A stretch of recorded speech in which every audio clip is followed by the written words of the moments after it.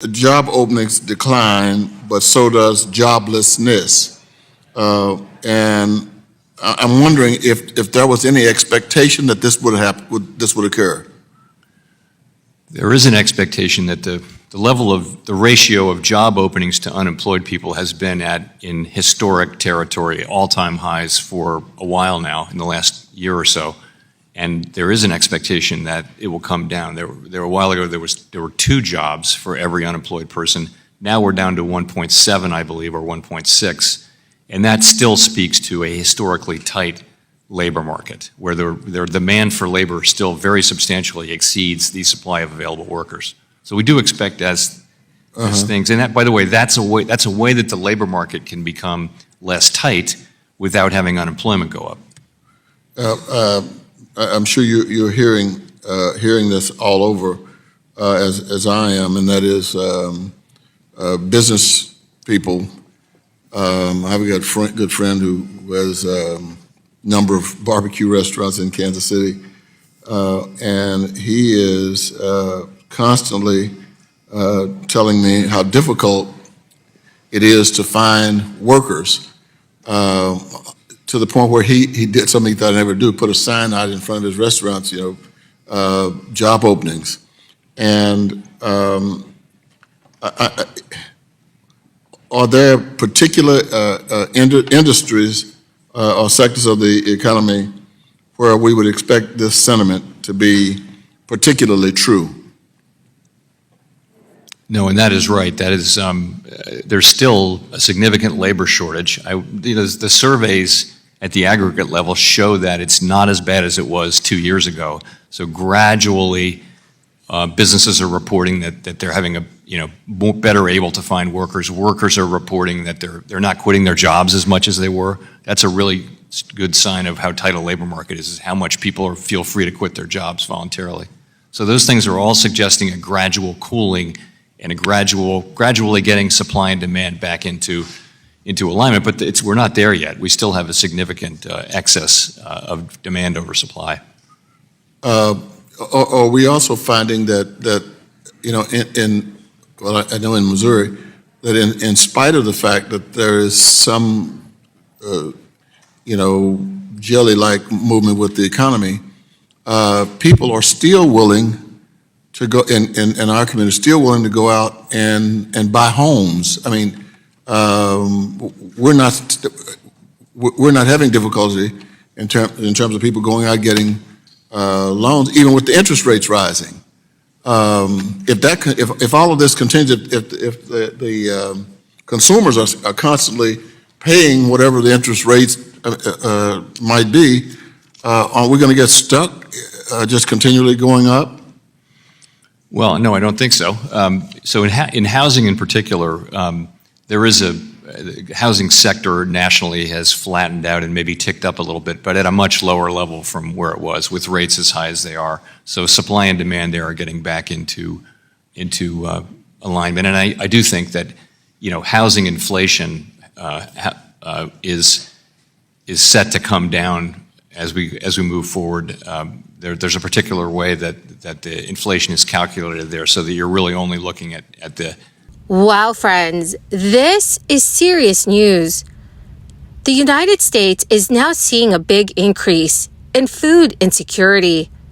With the end of the national emergency, millions of Americans are looking to congressional lawmakers for extra help.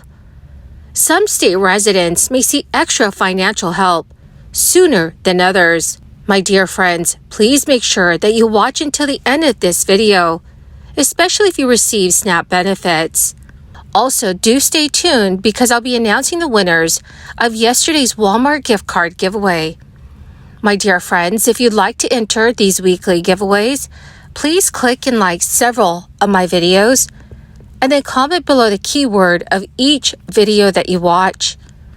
The more videos that you watch and then comment on, my friends, the greater your chances of winning the giveaways. The United States has already announced the end of the national emergency, but millions of Americans remain financially struggling due to the crisis. And according to a recent U.S. Census report, The federal aid that was approved in 2022 helped lift many families out of food insufficiency. But unfortunately, that financial relief has wound down, resulting in substantially smaller grocery budgets for many American households. Analysts have reported that enhanced benefits under the SNAP program ended March 1st, 2023, and a significant share of households are now reporting food insufficiency. The latest data release marks the first full period of data collection since the end of the enhanced SNAP benefits. The data reveals that U.S. households in states that were distributing the extra benefits generally experienced lower levels of food insufficiency compared to those in states distributing standard SNAP amounts.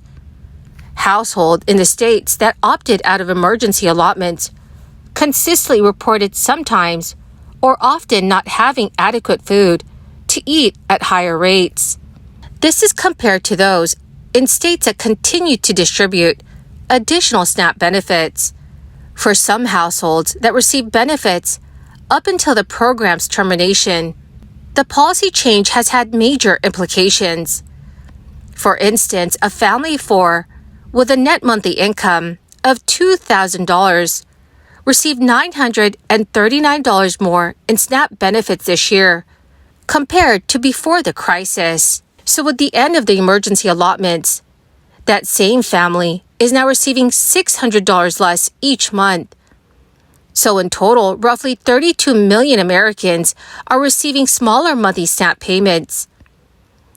A bill that has been introduced in both chambers of Congress could enhance access to healthier food through the SNAP program and increase funding for the federal program to $3.5 billion.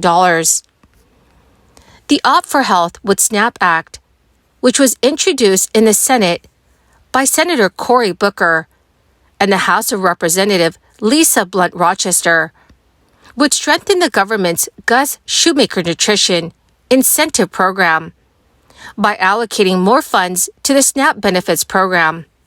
This is adding up to $3.5 billion over the course of 5 years and eliminating the state matching requirement.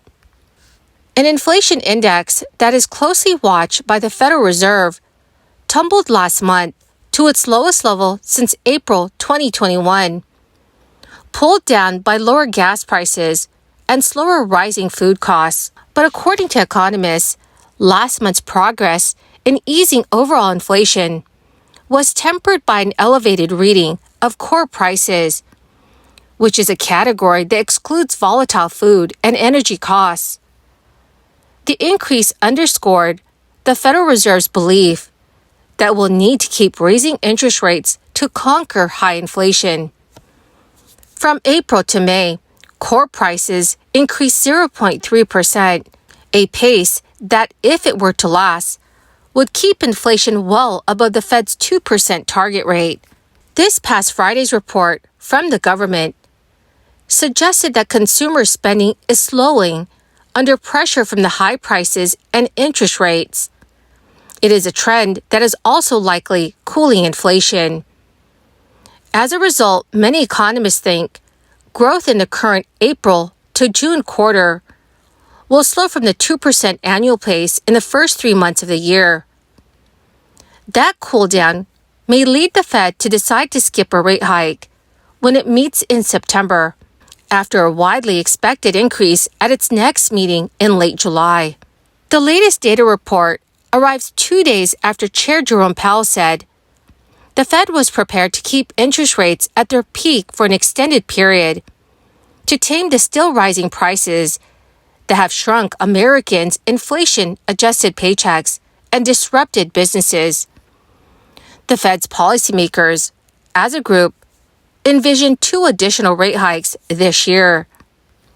Beginning with its first rate hike in March 2022, the Fed has lifted its benchmark interest rate to about 5.1%, its highest level in 16 years, before foregoing a hike at its most recent meeting earlier this month. Yet, if the economy continues to expand at a solid pace, the Fed will likely feel compelled to send rates even higher to achieve its goal of bringing inflation back down to 2%. Well, my beautiful and most amazing friends, that is the end of my daily stimulus update video for this Saturday morning. Thank you, dear friends, for being here and for being part of this community. The winners of yesterday's Walmart gift card giveaway is Sylvia Martinez and Susan 1000. Congratulations, my dearest friends. To claim your gift cards, please check your notifications page and send me a message. Or you could message me on my Facebook page. Thank you, friends, and have a wonderful, safe, and blessed weekend.